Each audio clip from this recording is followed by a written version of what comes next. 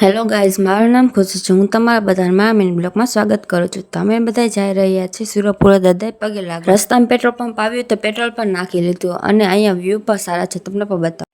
મુझको गलत तुझ में अगर कुछ है अलग तुझ में असर कुछ है तुमसे किरण धूप की तुमसे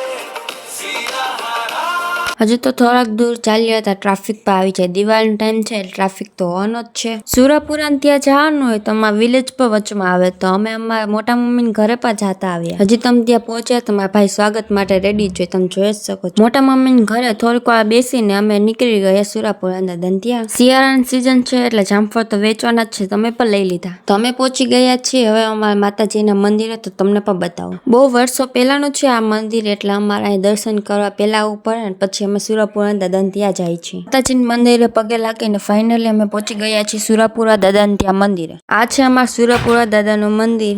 જમવાનું સાથે લઈ આવ્યા હતા તો અમે બધા સાથે મળીને જમી પણ લીધું.